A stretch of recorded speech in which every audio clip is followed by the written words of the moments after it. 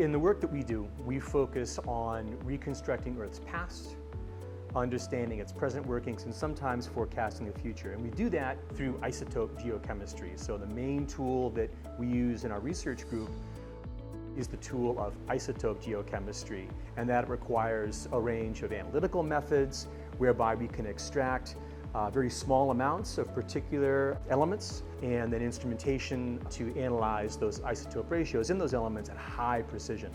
A lot of the work that we do focuses on the time part of the question. So we're reconstructing events and processes that might have happened millions or hundreds of millions or billions of years ago. Those might be solid Earth processes, climate-related processes, even solar system processes, to try to add the time part to our greater history books.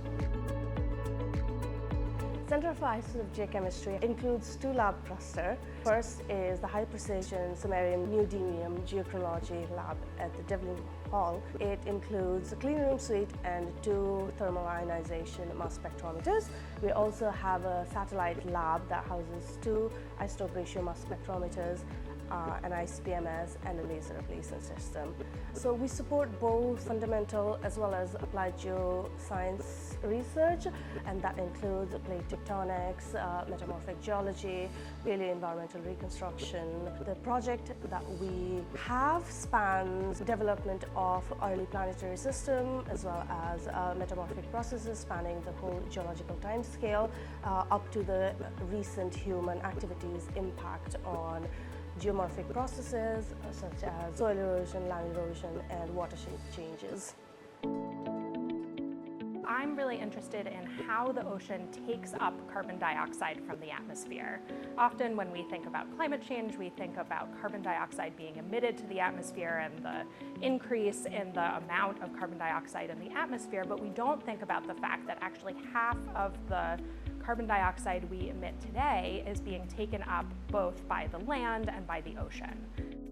So one of my really favorite things that I get to do is send students to sea. So last year I had two undergraduate students and a PhD student who went on one of these oceanographic field expeditions to the Erminger Sea in the subpolar North Atlantic, to a site maintained by the Ocean Observatories Initiative. I love working with both the undergraduate students and graduate students who want to go into the field of science to be people doing the kind of work that I'm doing, to actually directly monitor how these things are happening, do the cutting edge research, and they're going to bring that expertise to thinking about how we need to be incorporating climate change into our expectations of what's going to happen going forward, so being able to adapt to the impacts of climate change and also to mitigate the effects of climate change. I'm the PI of Stable Isotope Biogeochemistry Lab. In this lab, we use stable isotope techniques to study the ocean's biogeochemical cycles, both today as well as in the past, and its interactions with the climate system, as well as the evolution of the marine ecosystem over time. So I wanted to look for someone who was doing work with corals, and Tony was that guy for me, and he was doing some really cool cutting edge work.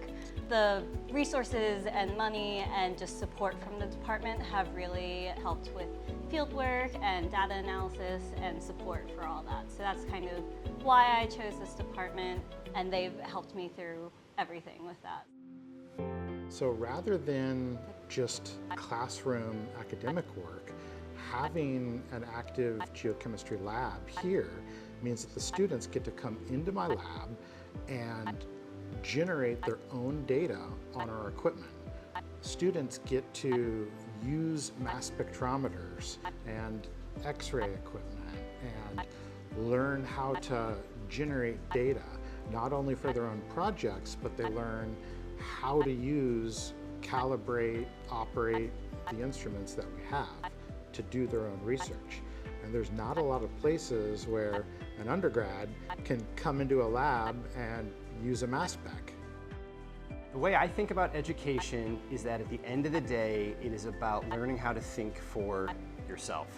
Not out of the textbook, not about what I tell you, but your ability to be a creative, analytical, critical, skeptical thinker. And I always think of research is the perfect venue for that, because we're right on the cutting edge of knowledge. What do we know, what don't we know? And so I like to try to bring it into the classroom to help students understand that process, that dynamic of pushing forward, and how do you go forward to seek out your own information. At Boston College, the student is our primary mission. And therefore, it's critically important that in everything that we do, whether it's in the lab, in the classroom, or out in the field, we're involving our students. And that's undergraduates, that's graduate students, getting involved in research with postdocs, with faculty, and collaborators around the world. I like to think that a laboratory like ours is really a place where people come together. It's a place where we welcome students at Boston College and our collaborators to work together. We have grown in terms of our faculty, in terms of the research areas that we cover, and in terms of the analytical facilities that we can offer.